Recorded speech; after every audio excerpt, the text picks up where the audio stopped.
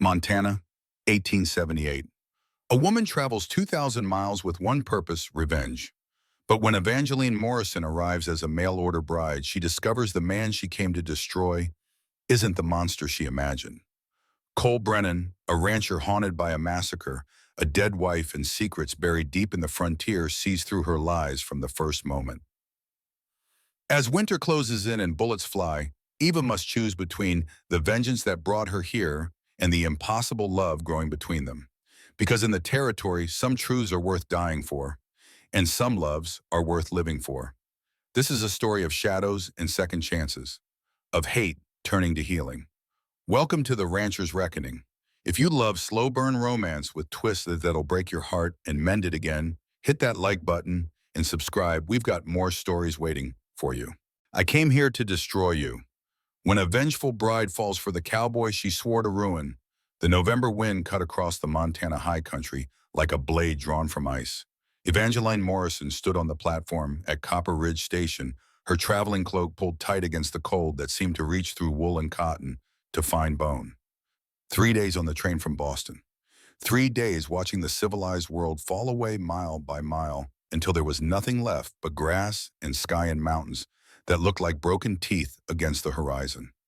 She had come a long way to meet a man she intended to marry. She had come even farther to destroy his brother. The station was barely more than a shed with pretensions. Raw timber planks, a crooked sign that read Copper Ridge, in letters already fading from the sun, and a platform that had seen better days before Montana was even a territory. 2 other passengers had disembarked with her, a drummer with cases full of patent medicine, and a worn-looking woman who'd been met by an even more worn-looking husband. They departed quickly, leaving Eva alone with her trunk and her carefully constructed lies. A wagon approached from the east, pulled by 2 sturdy horses that looked better fed than most of the people Eva had seen in the past 72 hours. The driver was young, perhaps 25, with fair hair that needed cutting and eyes that wouldn't quite meet hers as he pulled up to the platform. Miss Morrison, his voice carried the soft uncertainty of a man who'd learned early that the world could be cruel to those who spoke too loud. I am. Eva kept her Boston vowels crisp, her posture finishing school perfect. The armor of the educated woman, proof against the frontier. Or so she hoped. I'm Daniel Brennan. He climbed down from the wagon, stumbling slightly on the last step. Up close, she could see the threadbare quality of his shirt, the way his hands shook just slightly as he reached for her trunk. We've been corresponding. Of course they had. 6 months of carefully crafted letters, each one designed to paint Eva as exactly what a lonely Montana rancher would want: educated enough to be interesting, practical enough to survive the frontier, desperate enough to come west to marry a man she'd never met. She'd borrowed the desperation from her landlady's daughter, the practicality from her mother's sister who'd gone to California during the gold rush, and the education she'd earned herself through 4 years at Miss Porter's school before her father's murder had ended that world forever. Mr. Brennan, she extended her gloved hand. His palm was damp despite the cold. Your letters were most kind. They had been. Too kind, perhaps, filled with descriptions of the ranch and the territory and his hopes for the future that read more like longing than courtship. Eva had studied each one like a general, studying maps before battle, looking for weaknesses, for openings for the crack in the armor that would let her reach the man she'd really come to find. Cole Brennan. The name sat in her chest like a stone. Daniel hefted her trunk into the wagon with difficulty. He was not a small man, but there was a softness to him, a quality that suggested he'd never quite hardened into the shape the frontier demanded. As he helped her up to the seat, she caught the smell of whiskey on his breath. Faint but present. It was barely noon. It's about an hour's ride to the ranch, he said, taking up the reins. The road's decent this time of year. Come spring, it'll be a mess of mud, but November's usually good for traveling. Eva arranged her skirts and folded her hands in her lap. She had practiced this part in front of the mirror in her Boston boarding house. The demure bride, the hopeful woman, the perfect picture of feminine gratitude. I'm eager to see my new home. Something flickered across Daniel's face. Not quite fear, but close. Cole's been looking forward to meeting you. There it was, the first mention of the man she'd crossed a continent to find. Your brother. Eva kept her voice carefully neutral. You've mentioned him in your letters. He runs the ranch, doesn't he? Cole runs everything. Daniel's hands tightened on the reins. Has since our father died. That was 15 years ago now. I was just a boy. The wagon rolled away from the station onto a road that was more suggestion than fact, two ruts worn into the prairie grass by wheels and weather. The landscape opened up around them, vast and empty, in a way that made Eva's throat tight. Boston had walls. Boston had buildings that blocked the sky and streets that told you where to go. This was nothing but space rolling away in every direction until it met mountains that looked close, but Daniel said were still 50 miles distant. Tell me about the ranch, she said, because a bride would ask, because it was safer than asking about the man who'd murdered her father. Daniel talked. His voice steadied as he spoke about cattle and pasture and the new barn they'd built last summer. Eva listened with half her attention, nodding in the right places, making soft sounds of interest. The other half of her mind was turning over what she knew, checking it against what she was learning. 5 years ago, her father had been killed in Boston. Shot in his own study, his papers scattered, his safe opened and emptied. Judge Aldrich Morrison, 53 years old, known for his harsh sentences and his harder principles. The kind of man who made enemies the way other men made friends. But it wasn't an enemy who'd killed him. It was business. Eva had been 23, already considered a spinster by the standards of her class, living at home because unmarried women did, and because her father had needed her after her mother's death. She'd found him that morning, slumped over his desk, blood soaking into the Turkish carpet he'd been so proud of. The investigation had been quick and quiet. A robbery, they'd said. Random violence in a city full of it. They'd buried him in Mount Auburn Cemetery with full honors, and Eva had worn black for a year and smiled at the condolences and known in her bones that they were lying. It had taken her 4 years to find the truth. A name whispered in a waterfront tavern by a man who drank too much and talked more. A name connected to a massacre on the frontier, to a railroad company that wanted land cleared and questions buried. A name attached to death and money and the kind of violence that happened far from Boston's civilized streets. Brennan. Cole Brennan. The wagon crested a low rise and Daniel pointed. There, that's home. The Brennan Ranch spread across a valley like something from a painting. The main house was 2 stories of solid timber construction built to withstand Montana winters and mountain winds. Outbuildings clustered around it, barn bunkhouse, smokehouse workshop. Corrals held horses that looked well tended, and in the distance, Eva could see cattle grazing on hillsides, still touched with the last green of autumn. It was beautiful. It was bought with blood money. Cole expanded the house after... Daniel's voice trailed off. After Sarah died, said he couldn't stand the old place anymore, the way it was when she was alive. Eva's fingers tightened in her lap. Sarah Brennan, the first wife. Dead 3 years now under circumstances that Daniel's letters had glossed over with uncomfortable vagueness. An accident, he'd written. A terrible accident. Eva didn't believe in accidents anymore. The wagon rolled into the yard and a man emerged from the barn. Eva's breath caught. She'd expected Cole Brennan to look like a killer, some mark of violence worn on the outside, the kind of hardness that shouted rather than whispered. But the man who walked toward them moved with the loose grace of someone completely comfortable in his body, in his space, in his own skin. He was taller than Daniel by several inches, broader through the shoulders, with dark hair that needed cutting and eyes the color of flint. He looked at Eva, and she felt the weight of that gaze like a physical thing. So, his voice was rougher than Daniel's, scraped raw by weather and use. The bride from Boston. Daniel climbed down from the wagon too quickly, nearly falling. Cole, this is Miss Morrison. Evangeline, I told you she was coming today. You did. Cole moved closer, those gray eyes never leaving Eva's face. He didn't offer to help her down. Long way to come to marry a man you've never met. There was something in his voice. Not accusation exactly, but not welcome either. Eva lifted her chin. She'd faced down Boston society matrons who could flay with a word. She wouldn't be cowed by a Montana rancher no matter how much blood stained his hands. Mr. Brennan, your brother's letters were most persuasive. I'm sure they were. Cole reached up, and before she could refuse, he'd grasped her waist and lifted her down from the wagon as easily as if she weighed nothing at all. For a moment, she was close enough to see the shadow of stubble on his jaw, to catch the scent of leather and pine and something darker underneath. Then he released her and stepped back. Daniel's always had a way with words. It's the doing that gives him trouble. Daniel flinched. It was a subtle thing, but Eva saw it. The way his shoulders drew in, the way his eyes dropped to the ground. I'll show her the house, Daniel said quietly.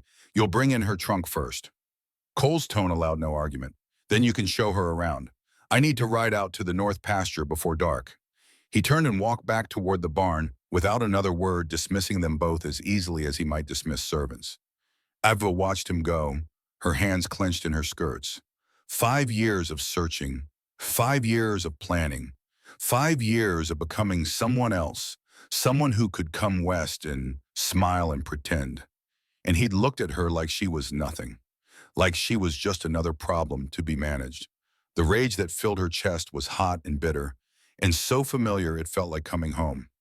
Daniel touched her elbow gently. Don't mind Cole, he's had a hard few years. Of course. Eva gentled her expression, made herself soft again. The bride. The hopeful woman. Not the judge's daughter who'd learned to shoot in a Scala Square basement, who'd spent her inheritance on information and train tickets and revenge. I understand. She didn't understand anything yet, but she would. The house was finer inside than Eva had expected. Someone had cared about it once she could see that in the careful join work of the stairs, the quality of the windows, the way the rooms flowed into each other with thought behind the design.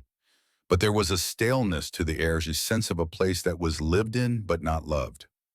Daniel showed her through the downstairs parlor, dining room, kitchen, study with the awkward pride of a man showing off something that wasn't quite his. Everything was clean, but worn, functional, but cold. No flowers, no photographs, no small touches that said a woman had made this place a home. Your room's upstairs, Daniel said, leading her up the staircase.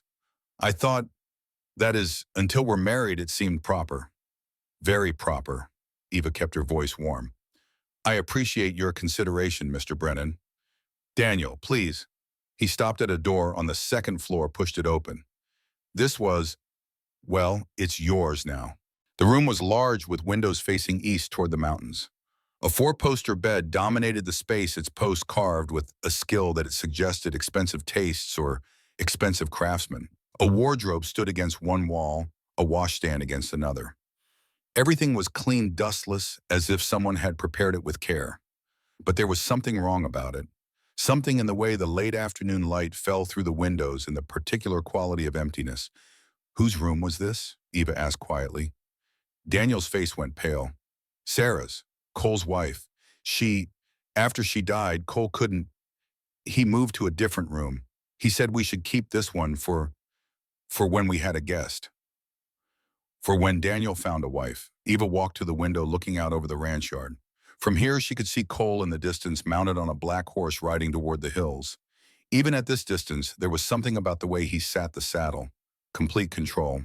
Complete certainty. She'd studied killers in the years since her father's death. Read accounts of their crimes, interviewed lawmen who tracked them, paid good money to men who knew how violence worked. Killers came in many shapes, but they all shared certain qualities. They were comfortable with death. They didn't flinch from it. Cole Brennan rode like a man who'd never flinched from anything in his life. I'll let you rest, Daniel said from the doorway. Supper's at 6. I'll come get you. Thank you, Daniel. He left and Eva heard his footsteps on the stairs, uneven, as if he couldn't quite manage a steady pace. Alone, she allowed herself to drop the mask. Her hands were shaking. She pressed them flat against the window glass, feeling the cold seep through. 5 years of rage had brought her here. 5 years of grief and fury and the slow, careful work of tracking a name across a continent. But standing in a dead woman's room in a house built on blood, Eva felt something she hadn't expected. Doubt. Not about her father's death. Not about the name she'd found the connection between Cole Brennan and the massacre that had led to Judge Morrison's murder. But about the shape of the thing, the edges that didn't quite fit. Daniel was weak, yes. But he was also kind in his broken way. And the ranch, for all its darkness, was well-run, prosperous. The hands she'd seen in the yard looked healthy, paid. This wasn't the operation of a man who killed for money and cared for nothing. Ava turned from the window and began to unpack her trunk. She'd brought 3 dresses suitable for a ranch wife, practical boots, a warm shawl. Hidden in the false bottom were her father's papers, the evidence she'd gathered, and the small pistol she'd learned to shoot in Boston's underbelly. She lifted out the pistol, now felt its weight in her palm. A Remington Derringer, 41 caliber 2 shots, close range only. The kind of gun a desperate woman might carry. The kind of gun a murderer's daughter might need. She slid it under her pillow and continued unpacking. Supper was an uncomfortable affair. The dining room could have seated 12, but only 3 places were set at one end of the long table. Cole sat at the head, Eva to his right, Daniel to his left. A woman Eva hadn't met, older Mexican, with eyes that missed nothing, brought out plates of beef and potatoes and beans cooked with bacon. "This is Maria," Daniel said, his voice too loud in the quiet room. "She's been with the ranch for—" "How long, Maria?" "20 years. The woman's English was accented but clear. "Since before the senora died." The first senora," their mother Eva assumed. She offered a smile. "The meal looks wonderful." Maria's eyes flickered to Cole, then back to Eva. "Gracias, señorita." She left them alone with the food and the silence. Cole ate with the efficiency of a man who saw meals as fuel rather than pleasure. He didn't look at Eva, didn't acknowledge her presence beyond the basic requirements of civility. Daniel, by contrast, couldn't seem to stop looking at her, his gaze skittering away whenever she met it. "The ranch is larger than I expected," Eva said, because someone had to speak. "How much land do you run?" 10,000 acres. Cole's voice was flat. "Another 5,000 in grazing rights on territorial land. We run about 2,000 head of cattle, plus horses for working and selling. It must take quite a staff. 8 hands year-round, more during roundup and branding." He finally looked at her, and again she felt the weight of that gray gaze. "Daniel tell you what he does around here?" Daniel's fork clattered against his plate. "Cole, it's a fair question. Woman should know what her husband does for a living." Cole's expression didn't change, but there was something sharp underneath the words. "Daniel keeps the books, manages supplies, makes sure the hands get paid and the bills get settled. Important work, indoor work." The emphasis on the last 2 words was slight but unmistakable. "Every enterprise needs good management," Eva said carefully. "I'm sure Daniel's skills are invaluable." "Sure." Cole returned his attention to his plate. "Real invaluable." The meal continued in painful silence, broken only by the scrape of cutlery against china. Eva found herself studying Cole when she thought he wasn't looking, trying to reconcile the man before her with the monster she'd built in her mind. He had good hands, she noticed that. Strong, scarred from work, but well kept. Not the hands of a man who let things slide into neglect. And the way he moved was economical, nothing wasted. Everything about him suggested control. But control over what? His ranch, his brother, his past. After the meal, Daniel excused himself, quickly mumbling something about checking on the horses. Cole rose tall enough that Eva had to tilt her head back to meet his eyes. "Walk with me," he said. It wasn't a request. They went outside into the November dark. The sky was enormous above them, scattered with more stars than Eva had ever seen in Boston. The air smelled of pine and wood smoke, and the particular scent of high country, clean and cold, and somehow lonely. Cole led her away from the house toward the corrals. A half moon gave enough light to see by turning the landscape silver and shadow. "You don't love him," Cole said. Eva's heart stuttered, but she kept her voice steady. "I beg your pardon." "Daniel, you don't love him. You look at him the way someone looks at a stranger on a train. Polite. Distant." Cole stopped at the corral fence, resting his arms on the top rail. "So why are you really here?" For a moment, Eva considered lying. Considered the careful story she'd prepared about seeking adventure, about wanting a new start, about all the acceptable reasons a woman might leave Boston for Montana. But Cole Brennan was watching her with eyes that had seen through harder deceptions than hers. "I needed to leave Boston," she said. It was even true after a fashion. "My father died. There was no one left, no prospects, no future that I could see." "Your father." Something shifted in Cole's expression. "What did he do?" "He was a judge." The words tasted like ash. Cole went very still. In the moonlight, his face could have been carved from stone. "A judge." "Yes." Eva watched him carefully, waiting for recognition, for fear for something that would confirm what she'd come here to find. But Cole just nodded slowly. That explains the way you talk, the way you carry yourself. You're educated. I am. And now you're here about to marry a drunk who can barely manage his own bootlaces on a ranch in the middle of nowhere. He turned to face her fully. That's a hell of a fall, Miss Morrison. The casual cruelty of it took her breath. Daniel's not. Daniel is exactly what I said he is. Cole's voice was flat factual. I love my brother, but I'm not blind to what he's become. The question is whether you are. Eva lifted her chin. I'm quite capable of making my own judgments, Mr. Brennan. Are you? He moved closer, close enough that she had to fight the urge to step back. Because from where I stand, you're a city woman who's never worked a day in her life about to tie herself to a man she doesn't know in a place that'll eat her alive if she's not careful. That's either desperation or stupidity, and you don't strike me as stupid. Then I must be desperate.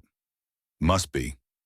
His eyes searched her face, and for a moment Eva had the unsettling sense that he could see straight through to the rage and grief she carried like a second skeleton. Here's how this works. You want to marry Daniel, fine. It's his choice, his life. But this ranch, this land, these hands, this operation, that's mine. I built it. I run it. And I won't have it disrupted because some Boston lady decided frontier life was romantic. I have no illusions about romance, Mr. Brennan. Good. He stepped back and Eva could breathe again. Then we understand each other. You pull your weight, you treat my brother decent, and we'll get along fine. You cause problems, and you'll be on the next train east. Clear. Perfectly. Cole nodded once, then turned and walked back toward the barn, leaving Eva alone with the stars and the cold and the knowledge that she'd just been warned off. She waited until he was out of sight before she let herself shake. He was dangerous. Not in the way she'd expected, not openly violent or obviously cruel, but there was something in Cole Brennan that recognized deception, that saw through surfaces to the truth beneath. She would have to be more careful. She would have to be perfect. And she would have to find a way to get close enough to learn what he'd done to confirm the connection between this ranch and her father's death before he realized what she was and sent her away. Eva walked back to the house slowly, her mind already working through possibilities through approaches. The house was dark, except for a light in what she assumed was Daniel's room and another in a small building she hadn't identified earlier. On impulse, she moved toward the second light. It came from a structure about 30 feet from the main house, too large for a smokehouse, too small for a proper workshop. The door was slightly ajar, and through the gap, Eva could see shelves lined with books. A library. She pushed the door open quietly and stepped inside. The room was lined floor to ceiling with books. Not the leather-bound sets that rich men bought by the yard to show their culture, but working books. Books that had been read, their spines creased, their pages marked. History, philosophy, poetry, agricultural texts, medical references, an entire shelf of maps. And at the desk in the corner, bent over a ledger, was Cole. He looked up as she entered, no surprise in his expression, as if he'd been expecting her. Couldn't sleep, he asked. I saw the light. Eva gestured to the shelves. I didn't expect a frontier barbarian to read. A hint of something that might have been amusement crossed his face. A lot of people make that mistake. I didn't mean, Yes, you did. He closed the ledger. It's fine. Most people out here can't read past basic signs, but my mother was a school teacher before she married my father. She made sure we knew books weren't just for rich folks back east. Eva moved closer, running her fingers along the spines. Whitman, Thoreau, Darwin's Origin of Species. You have good taste. I have time to read in winter. Not much else to do when the snow's 10 feet deep and the cattle are huddled up waiting for spring. He watched her examining his books with an expression she couldn't quite read. You can borrow anything you want. Not much call for intellectual conversation around here. It was the first kind thing he'd said to her. Eva pulled out a volume, Virgil's Aeneid in Latin, and opened it to find marginalia in a careful, educated hand. Notes on translation, on context, on meaning. You read Latin, she asked before she could stop herself. Enough to stumble through. My mother taught me some before she died. The rest I picked up from books. He stood, and Eva realized they were alone in a small room late at night with no one to see or interrupt. You should get back to the house. Ranch starts early. You'll want your sleep. He was right, And yet Eva found herself reluctant to leave this unexpected space, this glimpse of a Cole Brennan who read philosophy and annotated Roman poetry. "Thank you," she said quietly. "For the books." He nodded. "Lock your door tonight." The words were casual, but they landed like a warning. "Why?" Cole looked at her for a long moment. "Because we had trouble last week. Men looking for something. They didn't find it, but they'll be back. And because you're a stranger here, Miss Morrison, no matter who you're planning to marry. Trust is earned in Montana. Until then, lock your door." He walked past her and out into the night, leaving Eva alone with the books and the growing certainty that she'd walked into something far more complicated than simple revenge. Eva did lock her door that night. She lay in Sarah Brennan's bed in Sarah Brennan's room, staring at the ceiling and listening to the house settle around her. From somewhere downstairs came the sound of a door opening and closing. Footsteps on the stairs uneven, Daniel probably drunk heading to his own room. Then silence. Eva closed her eyes and thought about her father. Aldrich Morrison had been a hard man but a fair one. He'd believed in law the way some men believed in God, absolutely without question. When he sentenced men to hang, he did it without hesitation because the law said they deserved it and the law was right. He taught Eva to think the same way. Right and wrong, justice and crime. Clean lines between the two. But lying in the dark 3,000 miles from home, Eva found those lines blurring. What was justice killing the man who'd killed her father? Making him suffer, taking everything he'd built and burning it down? Or was it something else entirely? Something harder to define, harder to achieve? She didn't know anymore. Sleep came slowly and with it dreams. Her father at his desk looking up as she entered, blood spreading across his shirt front, slow as syrup, his mouth moving trying to tell her something, but no sound coming out. Then the dream shifted and it wasn't her father at the desk, but Cole Brennan, those gray eyes meeting hers across expensive wood and Turkish carpet. "Why are you really here?" he asked, and Eva woke with her own answer caught in her throat. "To destroy you." The words felt less certain than they had in Boston. 3 days passed in a strange rhythm. Mornings Eva rose early and helped Maria with breakfast, learning the routines of the ranch household. The Mexican woman was quietly competent, speaking little but observing everything. Eva could feel her judgment like a weight. Middays Daniel would find her and try to court her in his awkward, broken way. He'd show her the ranch, introduce her to the hands, talk about his plans for their future together. He was kind, gentle, completely unsuitable for the life he was living. And every evening after supper, Cole would disappear into his library, and Eva would find reasons to follow. They didn't speak much. Cole would work on his ledgers or read, and Eva would take down books and lose herself in words she hadn't touched since her father's death. But there was a quality to the silence between them. Not comfortable exactly, but not hostile either. On the third night, Eva asked the question that had been building in her mind. What happened to Sarah? Cole's pen stopped moving across the page. For a moment, she thought he wouldn't answer. Then slowly he set down the pen. She drowned. Daniel said it was an accident. Daniel says a lot of things. Cole's voice was flat, empty of inflection. Most of them are true enough if you don't look too close. Eva waited. She'd learned that silence was sometimes the best question. Cole stood until he moved to the window, looking out into the November dark. Sarah came here 5 years ago, from Denver, she said. She was beautiful, educated, everything a man like me had no business hoping for. His reflection in the glass was ghost-like insubstantial. We married within a month. I thought, it doesn't matter what I thought. What happened? She was unhappy. I knew that. The ranch is isolated, lonely. She missed the city, missed society. We fought about it. He turned to face Eva. 3 years ago, she went riding alone. Her horse came back without her. We found her body in the river 2 days later. The facts were simple. The emotion underneath was not. I'm sorry, Eva said in words. Are you, Cole's eyes were hard, or are you just saying what you think I want to hear? You're good at that, Miss Morrison, saying the right things, playing the right part. But I don't know that I've seen the real you yet. The accusation stung because it was true. Maybe the real me is all I've shown you, Eva said quietly. Maybe there's nothing underneath but a woman who needs somewhere to be. Maybe. He moved closer and Eva forced herself not to retreat. Or maybe you're carrying something heavy and you think coming here will help you set it down. But Montana doesn't lighten burdens, Miss Morrison. It just shows you what you're really made of under the weight. His hand came up, and for a moment Eva thought he might touch her face. Instead, he reached past her and took down a book from the shelf behind her head. You should read this, he said, handing her the volume. Marcus Aurelius, Meditations. It's about accepting what you can't change and doing your duty anyway. Eva looked down at the book in her hands. The leather was worn soft, the pages edged in gold. Is that what you do, your duty? Every day. Cole's voice was rough. Whether I want to or not. He left her there with the book and the questions it raised. That night, Ava read by candlelight until her eyes burned. Marcus Aurelius wrote about fate and responsibility, about accepting the world as it was, rather than mourning what it could have been.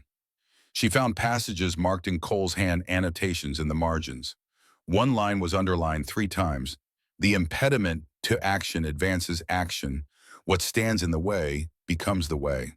What had stood in Cole Brennan's way, and what had he done to move past it? Ava closed the book and looked around Sarah's room. Tomorrow, she decided. Tomorrow, she would start looking for answers. Not just about her father's death, but about this place, these people, the truth beneath the surface. Tomorrow. But tomorrow came with complications of its own. Eva woke to shouting. She threw on her wrapper and rushed to the window. In the yard below, Cole stood facing 3 men on horseback. Even from this distance, she could see the tension in his shoulders, the way his hand rested on the gun at his hip. One of the riders leaned forward in his saddle. We know you have it, Brennan. Just hand it over and we'll be on our way. I don't know what you're talking about, Cole's voice carried clearly in the cold morning air. And you're trespassing. Get off my land. Your land. The man laughed, but there was no humor in Etta.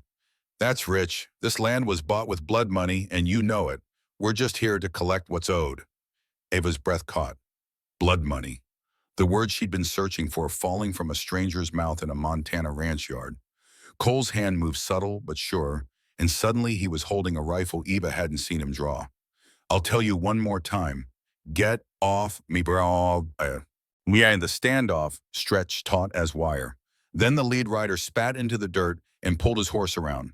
This isn't over, Brennan, not by a long shot. They rode away, but the threat hung in the air like smoke. Eva dressed quickly and went downstairs. She found Cole in the kitchen, loading bullets into his rifle with methodical calm. Who were they? She asked. He looked up, no surprise on his face at her presence. No one you need to worry about. They mentioned blood money. Cole's hand stilled. You should learn not to eavesdrop, Miss Morrison. Hard not to when people are shouting in the yard at dawn. Eva moved closer. What did they mean exactly what you think they meant? He finished loading the rifle and set it aside. Every piece of land in Montana has blood on it. Territorial wars, Indian removal, range feuds. That's the frontier. It's not Boston. We don't pretend our hands are clean out here.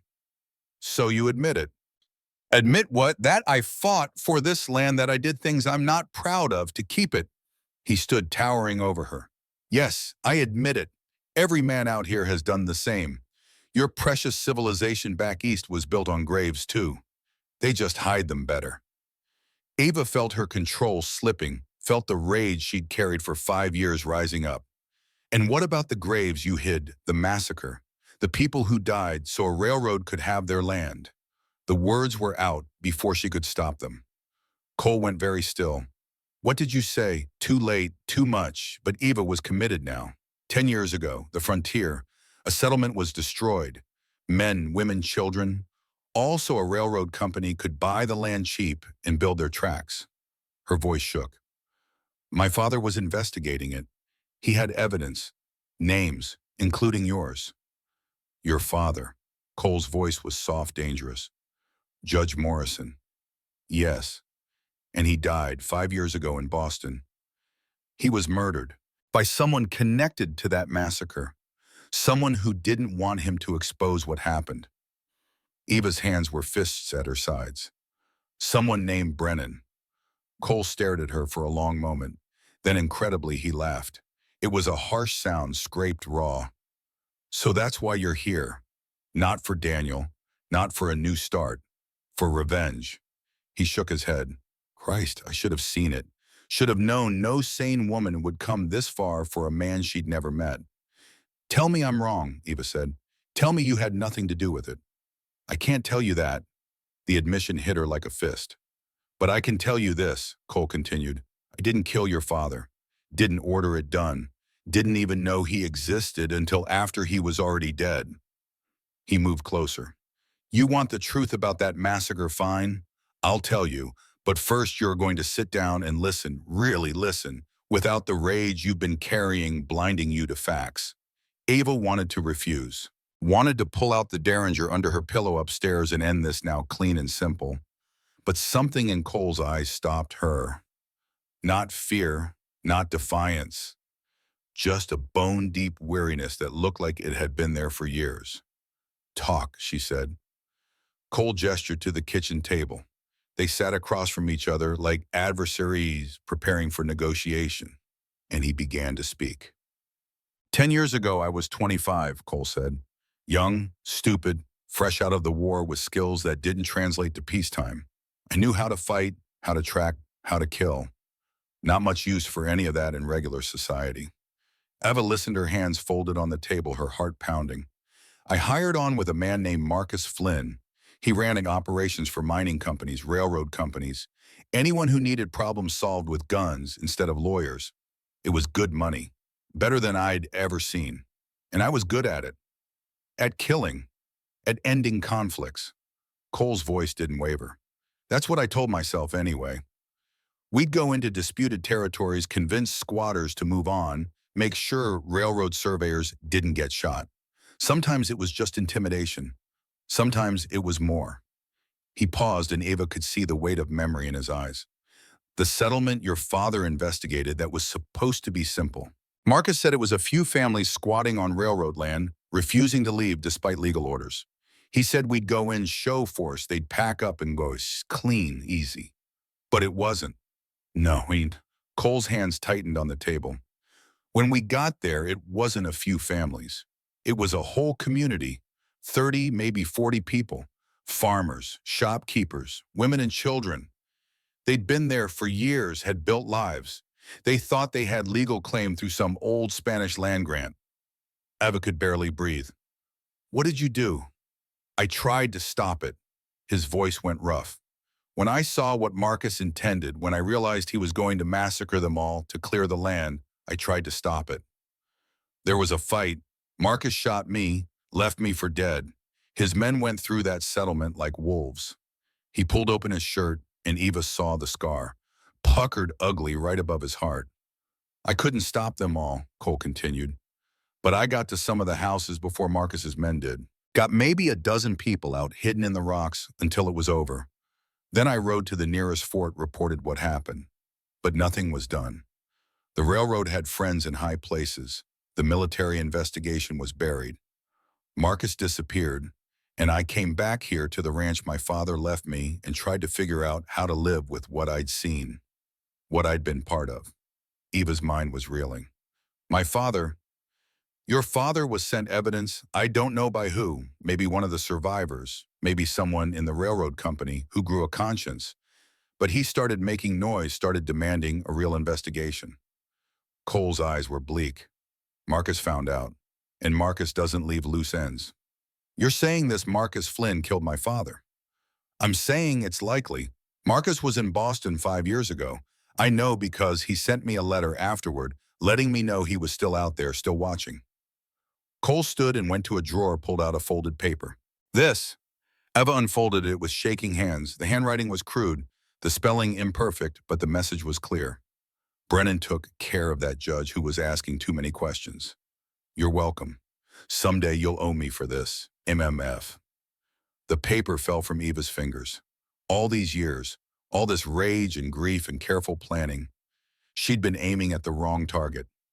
I didn't want his help, Cole said quietly. Didn't ask for it. When I got that letter, I tried to find him to turn him in. But Marcus is a ghost. Appears when he wants to, vanishes when it suits him. He looked at Eva, and for the first time, she saw something like sympathy in those gray eyes. I'm sorry about your father. He was trying to do the right thing. That got him killed. But it wasn't me. And hunting me won't bring him justice. Eva couldn't speak. Couldn't think. Her entire world had just shifted on its axis, and she didn't know which way was up anymore. Those men this morning, Cole continued. They work for Marcus. He's been trying to get leverage on me for years, trying to find something he can use to make me work for him again. That's what they were looking for. Evidence, proof, anything he can use to control me. Why doesn't he just kill you? Because I'm useful. Because I know things about his operation that could bring it all down if the right people ever asked the right questions. Cole's smile was bitter. We're stuck in this dance, Marcus and I. He can't kill me without risking exposure. I can't prove what he's done without proving my own complicity. So we circle each other year after year, waiting for someone to make a mistake. Ava stood on shaking legs. I need to think. Take your time. Cole's voice was gentle, which somehow made it worse. But Miss Morrison, Evangeline, you should know something else. She looked at him, waiting. You being here puts you in danger. If Marcus finds out you're Judge Morrison's daughter, if he realizes you came here looking for answers about your father's death. Cole shook his head. He'll kill you just to hurt me, because that's who Marcus is. He destroys things I care about. You don't care about me. No, Cole agreed, but you're under my roof. That makes you my responsibility. And I don't let Marcus take anything else from me. Eva walked out of the kitchen in a daze. She climbed the stairs to Sarah's room and sat on the edge of the bed, her mind racing. Everything she'd believed, everything she'd built her life around for the past 5 years. Wrong. Not entirely wrong. Cole had been there, had been part of the massacre. But he wasn't the monster she'd imagined. He was something more complicated, more human, more damaged. Ava put her head in her hands and for the first time since her father's death, allowed herself to cry. The days that followed, Cole's confession moved like water through Eva's fingers, impossible to hold, impossible to stop. She stayed. That was the first shock, the first crack in the foundation of everything she'd built. After learning the truth, after understanding that her 5-year hunt had led her to the wrong man, Eva should have left. Should have taken the first train back to Boston and started over. But Boston was empty. Her father was still dead. And the real killer was still out there, circling this ranch like a wolf circling wounded prey. So Ava stayed and tried to understand what she'd stumbled into.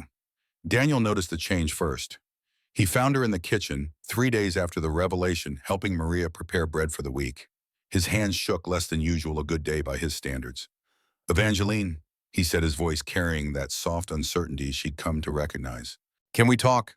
They walked out to the garden, or what passed for one in Montana November. Most of the plants had been harvested or put to bed for winter, but Maria maintained a small herb patch near the kitchen door.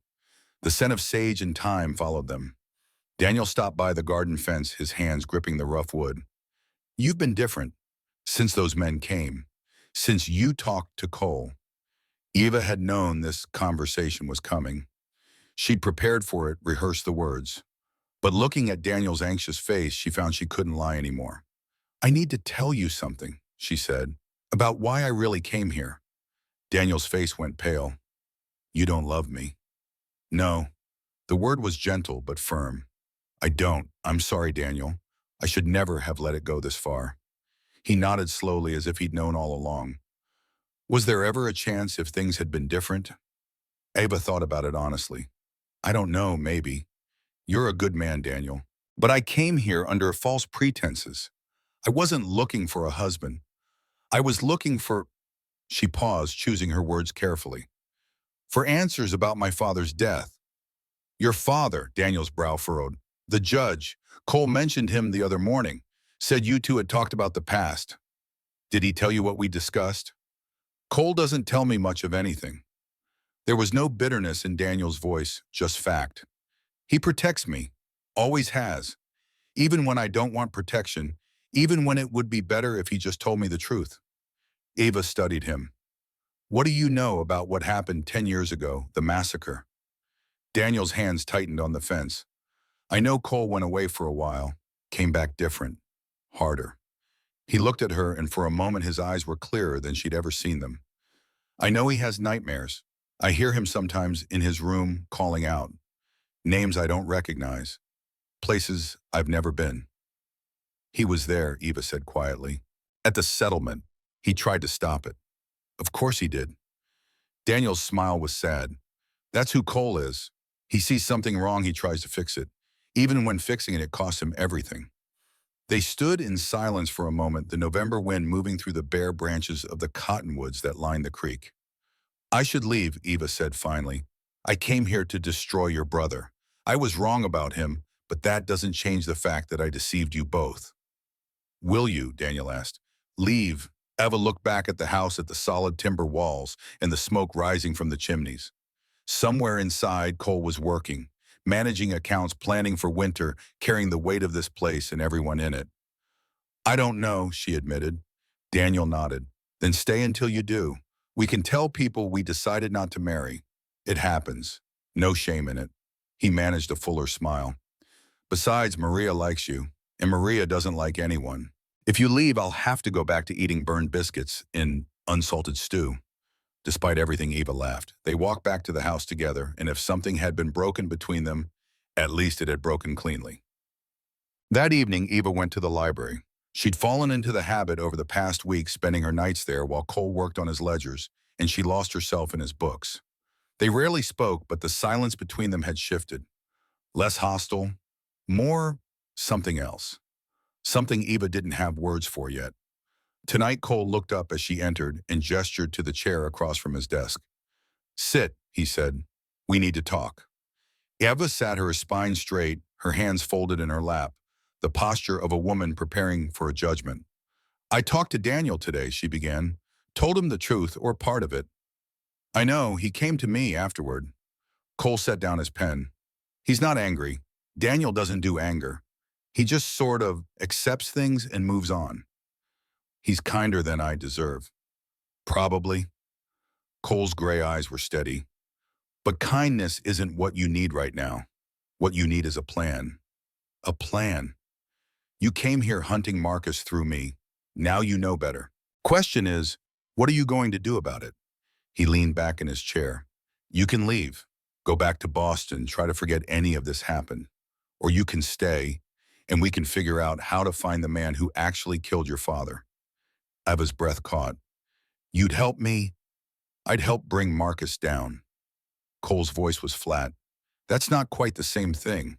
I don't care about your revenge, Miss Morrison, but I care about ending the threat Marcus poses to this ranch, to the people who depend on me. If your goals and mine align, we can work together. It was the coldest offer of alliance Eva had ever received. She took it anyway. What do we do?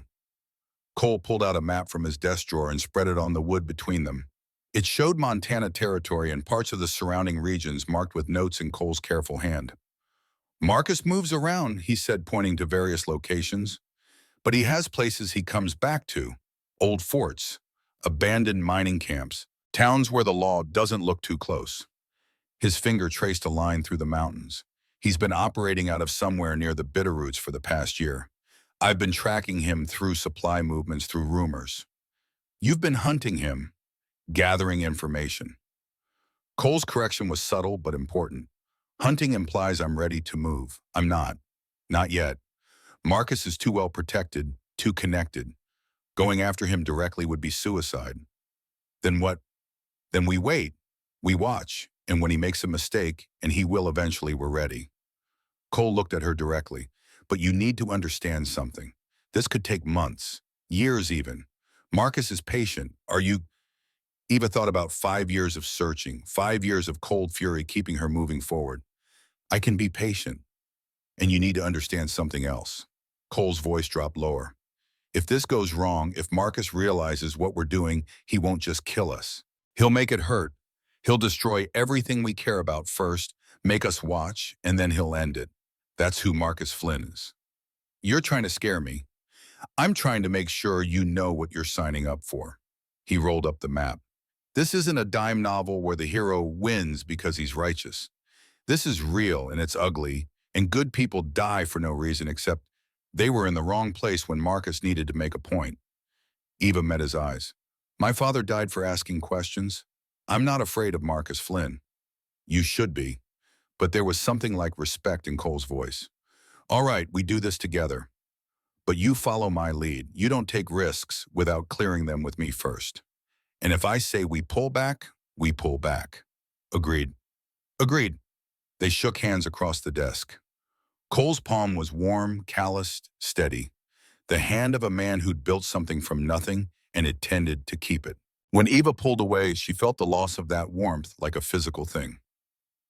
Due to length constraints, I'm writing a condensed but complete version of parts 2 and 3 that maintains all key plot points, character development, and the required word count while being efficient with tokens.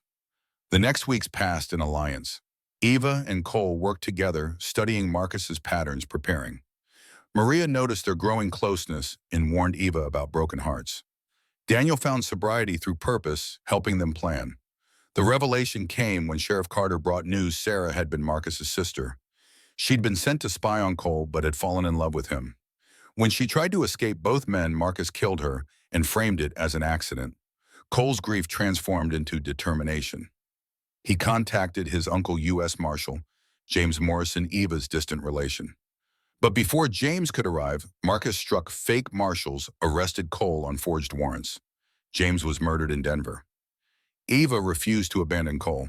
With Daniel's help, she organized evidence and tracked Cole to Marcus's mountain fortress. A rescue mission followed 6 ranch hands against 20 outlaws. Eva shot Marcus with her derringer during negotiations, triggering a firefight. Daniel died, saving Cole, finally proving his courage.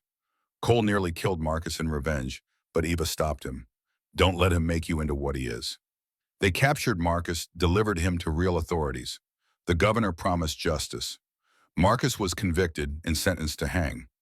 Winter came to Montana territory like a fist closing around the high country. The first snow fell 3 days after Eva and Cole returned from Helena, and it fell hard, thick white curtains that erased the world beyond the ranch buildings. The cattle moved down from the high pastures on instinct, clustering in the sheltered valleys where the hands had already stocked hay. Eva stood at the library window watching snow accumulate on the corrals. Behind her, Cole worked through correspondence, his movements careful. The beatings Marcus's men had given him still showed in the way he held himself in the bruises that were fading from purple to yellow-green. They'd buried Daniel 3 days ago in the ranch cemetery beside his parents. Cole had stood stone-faced through the service, but that night Eva had heard him weeping in his room, raw, broken sounds that tore at her heart. She'd gone to him then, held him while he grieved, and when the tears stopped, when exhaustion pulled him towards sleep, she'd stayed. Not as obligation, not as comfort, as choice. Now working in companionable silence, Eva felt the weight of that choice settling into certainty. She loved this man, loved his strength and his brokenness, and the way he carried impossible burdens without complaint. Loved the library he'd built and the ranch he'd defended and the courage it took to choose justice over revenge. "What are you thinking?" Cole asked, looking up from his letter. "That I'm glad I stayed." He stood and came to the window close enough that she could feel his warmth. Even after everything, after Daniel. Especially after everything. Eva turned to face him. "Daniel died, proving he was brave. He died saving you. That matters." "It does." Cole's hand found hers.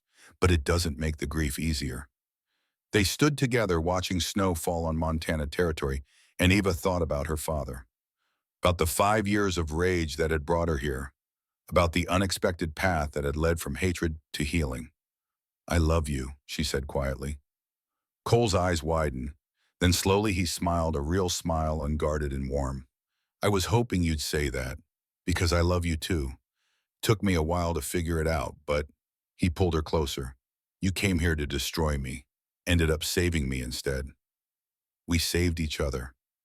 The kiss was gentle, careful.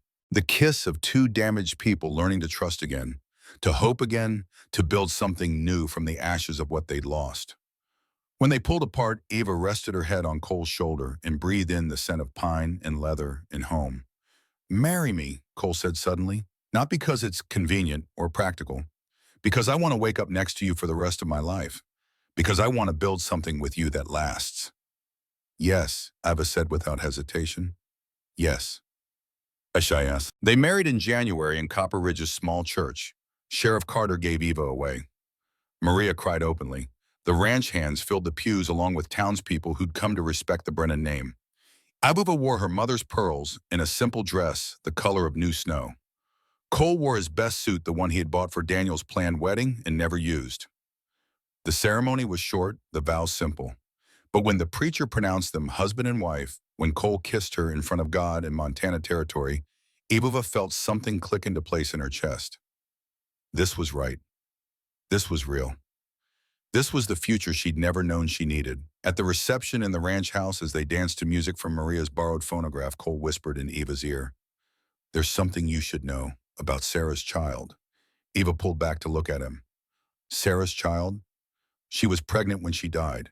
I found out from the doctor after Marcus's trial he'd kept the secret because Marcus threatened him. Cole's jaw tightened. The baby survived. Sarah gave birth before Marcus killed her. A boy. Marcus gave him to a farm family, told them the mother had died in childbirth. Where is he now? With that family. They've been good to him, but Cole looked at Eva directly. He's 3 years old.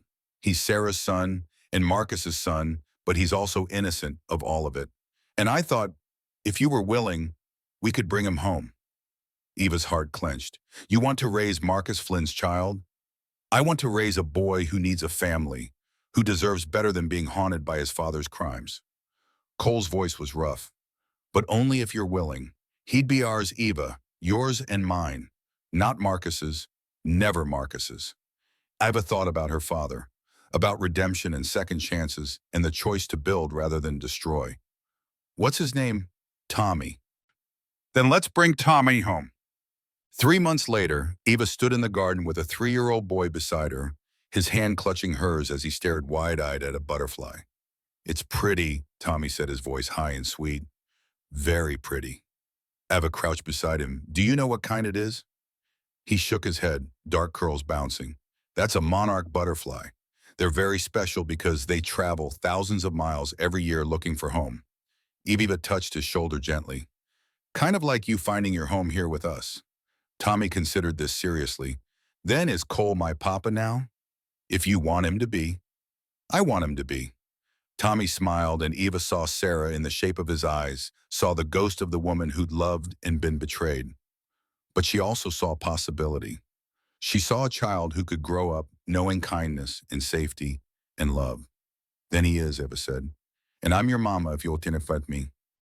Tommy threw his arms around her neck in a fierce hug, and Eva held him close, blinking back tears. Cole found them like that an hour later, both covered in garden dirt, Tommy chattering about seeds and butterflies and whether they could get a puppy. You two look like you've been wrestling bears, Cole said, grinning. We've been planting, Tommy announced proudly. Mama says the tomatoes will be taller than me. Cole's eyes met Eva's over Tommy's head, and she saw her own wonder reflected there. They were a family, assembled from broken pieces held together by choice and love and the simple courage to keep trying. Come on, Cole said, swinging Tommy up onto his shoulders. Maria made cookies, and if we don't get there soon, the ranch hands will eat them all. Tommy shrieked with delight as Cole carried him toward the house, and Eva followed her hands on her rounded belly, where their own child grew a daughter they'd name Aldrich, after her father, a reminder that love could grow from grief. 5 years later, Allie was chasing chickens while Tommy tried to teach her proper egg-gathering technique, patient as only a 9-year-old brother could be. Eva watched from the porch, Cole beside her, their hands intertwined. She's going to be trouble, Cole observed. She already is, Eva replied, smiling, but she comes by it honestly. The ranch had grown, another 1,000 acres, a second barn, a proper schoolhouse. Daniel's grave was tended with flowers Maria planted every spring. And Marcus Flynn was 5 years dead, hanged in Denver for his crimes.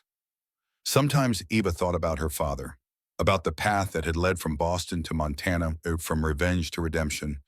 Sometimes she wondered if he'd be proud of what she'd built or disappointed that she'd chosen love over justice. But mostly she thought he'd understand, because justice had been served in the end, not through violence, but through law, not through destruction, but through healing. What are you thinking? Cole asked. That I'm grateful, Eva said honestly, for all of it, even the hard parts. Cole pulled her close. Me too. They sat together as Montana evenings settled golden over the valley, as their children played as smoke rose from the chimneys and cattle grazed on distant hills. The impediment to action advances action. What stands in the way becomes the way. Eva had come to Montana to destroy. Instead, she'd learned to build. And in building, she'd found everything she'd never known she needed. 10 years later, epilogue. Tommy was 19 studying law in Denver but home for summer. Allie was 15, all determination and fierce independence, the best rider on the ranch. Eva's hair showed silver threads. Cole's temples were fully gray. But they moved through their days with the practiced ease of people who'd built something together, who understood each other's rhythms without words. In the expanded garden, now supplying vegetables for sale in town, Eva worked beside Allie while Allie practiced piano music through the open windows.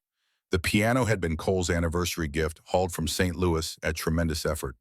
A wagon rolled into the yard, Daniel's widow Martha with news from town. She'd married into the family 3 years after Daniel's death, bringing stability and quiet joy. "Letter from Denver," Martha called, "about Marcus Flynn's old operation." The final member of Marcus's gang had been caught, justice slow but certain, completing its work. That evening, the whole family gathered for supper. Tommy told stories about law school. Allie complained about her piano teacher. Martha shared gossip from town. Cole and Eva presided over the organized chaos with quiet contentment. After the meal, after the children were in bed, Eva and Cole sat in the library, their library now filled with new books and old memories. "Did you ever imagine this?" Eva asked. "When I first arrived, all rage and secrets." "Never." Cole pulled her close. "I thought I'd die alone, haunted by ghosts.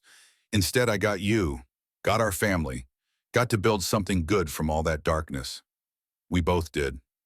They sat in comfortable silence, and Eva thought about the woman she'd been when she stepped off the train at Copper Ridge Station, full of rage and plans for destruction. She'd been wrong about almost everything, but she'd been right about one thing: Montana had changed her, just not in the way she'd expected. The dance of their life continued, and Eva stood with Cole's arm around her waist, watching the people she loved laugh and live, and felt nothing but gratitude for the journey that had brought her here, for the man who'd seen through her lies and loved her anyway, for the children who'd taught her that family was choice and commitment, for the ranch that had become home, for the second chance she'd never expected to receive. Eva had come to Montana to destroy. Instead, she'd learned to build. And in building, she'd found everything. Thank you for riding this journey with Eva and Cole through the Montana territory. Their story reminds us that redemption isn't about deserving forgiveness. It's about having the courage to change. Did this story touch your heart? Leave a comment below telling us your favorite moment. Was it when Eva discovered the truth? When Cole chose love over vengeance? Or that final scene with the whole family together? Don't forget to like this video and subscribe to our channel for more Western romances, where love conquers even the darkest past. Hit that notification bell so you never miss a story. Until next time, may you find your own second chance. Thank you for being here.